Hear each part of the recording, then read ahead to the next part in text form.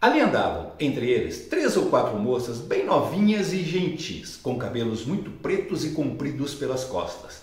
E suas vergonhas tão altas e tão cerradinhas e tão limpas das cabeleiras, que, de as nós muito bem olharmos, não se envergonhavam. Parece-me gente de tal inocência que, se nós entendêssemos a sua fala e eles a nossa, seriam logo cristãos, visto que não têm nem entendem crença alguma, segundo as aparências.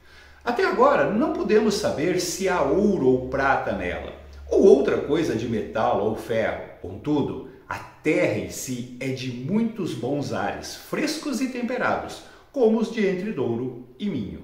Fala, galerinha guerreira, tudo certo? Eu sou o professor Altemir, sou professor de literatura dos ângulos de Itu e Salto, e esta é a série de vídeos com dicas de leitura.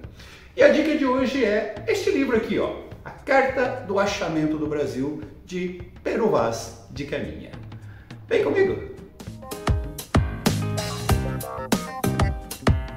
As palavras que eu li no começo deste vídeo são do primeiro texto que se escreveu no território brasileiro, falando dos seus habitantes originais, os índios, e da sua natureza exuberante. Sim, a Carta de Pero Vaz de Caminha não é exatamente uma obra de ficção literária. É, antes de tudo, o nosso primeiro documento histórico.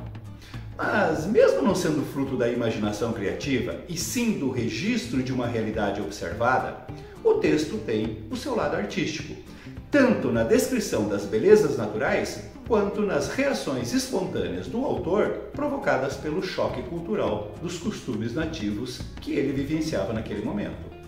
Fragmentos da Carta de Pero Vaz são comuns em vestibulares e provas escolares. Então, por que não ler a carta na sua íntegra?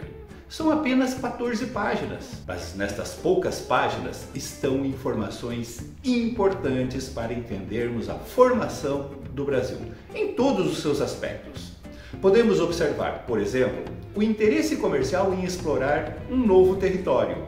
Em várias passagens da carta, fica explícito o interesse em saber dos índios se havia metais preciosos por aqui, ou ainda a referência à diversidade da natureza, o que indicava uma terra fértil e de fácil cultivo.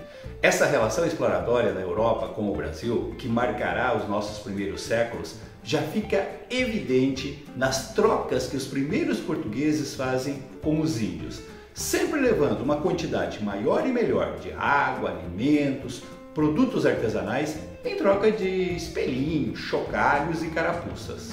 Também fica evidente o processo de aculturação dos nativos americanos, com os portugueses impondo as suas crenças e rituais cristãos. A primeira missa, por exemplo, teve uma cruz erguida e um altar improvisado com a ajuda e o trabalho dos índios, que depois ainda se ajoelharam e seguiram o ritual dos brancos, sem sequer sonhar que se iniciava ali um processo de aniquilamento da sua raça, tanto no sentido físico quanto cultural. Quando nós pensamos em uma obra que poderá ser cobrada em uma prova, nós precisamos fazer um exercício de imaginar quais os aspectos que têm maior probabilidade de serem contemplados. Nesse sentido, o choque cultural, a visão dos civilizados sobre os hábitos e comportamento dos nativos aparece em primeiro lugar. No entanto, há uma grande possibilidade de se fazer uma questão interdisciplinar, com geografia ou história. As descrições do clima e do relevo da época, com a Mata Atlântica virgem e preservada, cabem perfeitamente em uma questão de geografia ou geopolítica.